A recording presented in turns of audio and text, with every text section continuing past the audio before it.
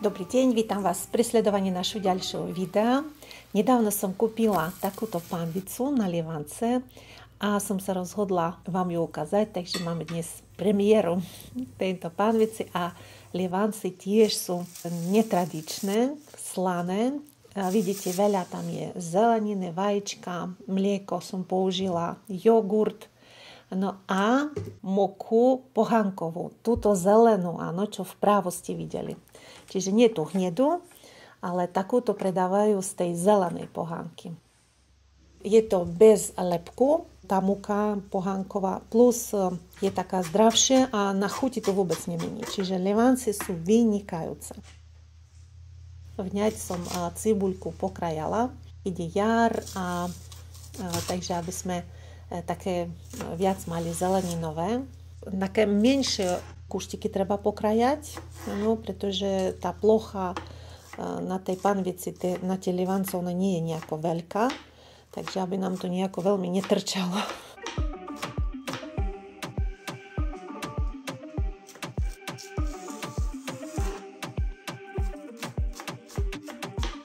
Vajíčka, no, takže zoberieme. Zmiešame s tou zelenou vňaťkou. Vňaťkami. No, tak. Soľ pridáme. No a všetko to tak zľahka zmiešame.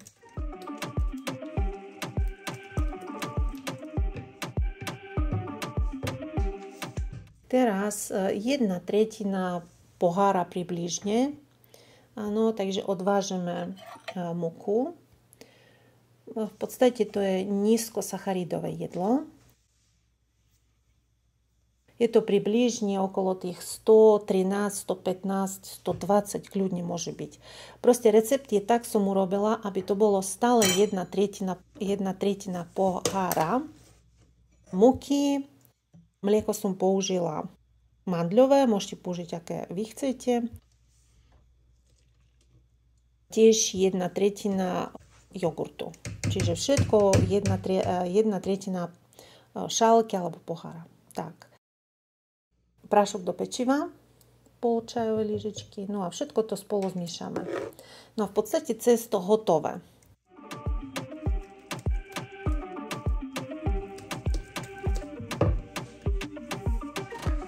Ešte som pridala olej do cesta.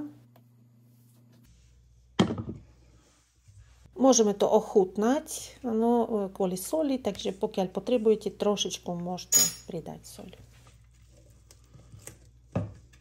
Zoberiem novú panvicu. Na prvýkrát som pridala trošku oleja, vymastíme. Áno. Dlho som otáľala, rozmýšľala, či vôbec kupovať.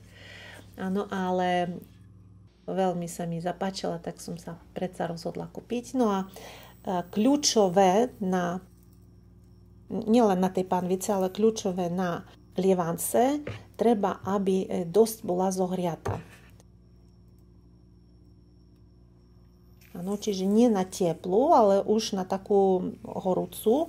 A potom znížime, áno, a dáme pod pokrievku. Kvôli tomu, vidíte, tu ukazujem, že znížiť, áno, aby to nezhorelo a zároveň, aby to vyskočilo hore.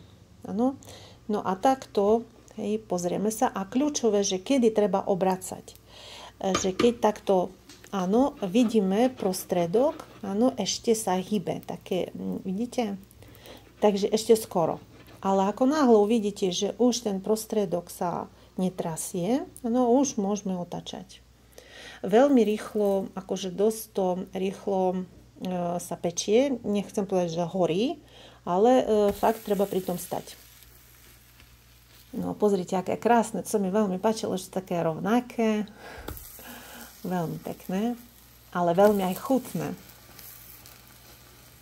Také na sláno som chcela urobiť a s takou jarnou vňaťkou, s cibuľkou. No a toto už potom len minútka, hej, a možno 2 maximálne. A pozrite, je to hotové. No, tak, chcem vám spodok ukázať veľmi dobré. No a vidíte, také dosť aj to vysoké vyskočilo hore. pekné, veľmi pekné. No a tak som vymyslela, že ešte trošku pridať mozzarelly. Ďalšie bielkovina, no trošičku a potom už len pár minút, aby sa roztopila mozzarella a už len poukladáme na tanier. Tak hotovo. Môžeme ďalšie vypekať. Tu len na kameru ukazujem, inak na horúcu treba vždy liať. Tak, to pozrieme, aké sú vnútri. Áno, veľmi chutné, takže môžeme takto poukladať, to bude zaujímavejšie. Áno, spodok krásnych. No a také po 3 vyšlo, z tejto porcie vyšlo, pozrite, aké krásne vnútri. Veľmi pekné. Chuťové, veľmi dobré. Nebezpečné, lebo sa jedia veľmi rýchlo. Tak, no a podávať to treba so šalátom, listovým šalátom. Áno, a ako máte zeleninku, tak ja mám jarnú, redkvičku, no a pridáme také 3 lievančeky dokopy. Čiže vyšlo takých 12 kusov. No a aj pre krásu, aj pre oči. Áno, veľmi pekne to vyzerá. Veľmi som kúpila takú sušenú cibuľu. Veľmi dobrú chuť pridá. Áno, takže sypem to teraz do všetkého.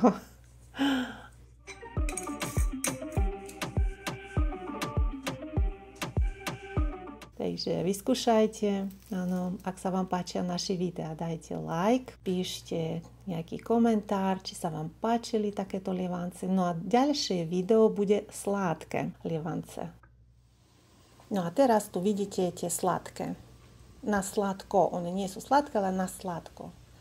A veľmi dobré lievance tiež, áno, chutné, takže môžeme potom podávať s nejakými rozmrazené višne, jogurt a to vidíte také raňajky. Skôr nedeľné raňajky, áno, keď treba dosť času pripraviť to všetko. No a ďalšie, kto má rád palačinky, tak som urobila, našla som recept z pohánkovej múky. Oveľa zdravšie ako z tej bielej a pozrite, aké krásne sa podarili. Vôbec absolútne necítiť, že to je použitá pohánková múka, ako som sa dozvedela, že francúzske, tie práve, takže oni robia z pohánkovej. No a tu vidíte, naplnila som ich. Čiže taká zaujímavá verzia na slano. No a teraz vidíte tú verziu na sladko. Áno, to je marhuľový džem bez cukru. Pamätáte sa, máme na kanále, ktoré som robila. No, takže môžeme sa takto jednoducho, áno, použiť. Je to veľká mňamka. To vás čaká, takéto zaujímavé recepty, takže dajte like, nezabudnite, pretože to je veľmi dôležité, nielen pre nás, ale pre algoritmus. Napíšte nejaký komentár, my to veľmi pozorne, ja osobne veľmi pozorne to čítam. No a na dnes je to všetko, majte sa pekne, nech sa vám darí, dovidenia.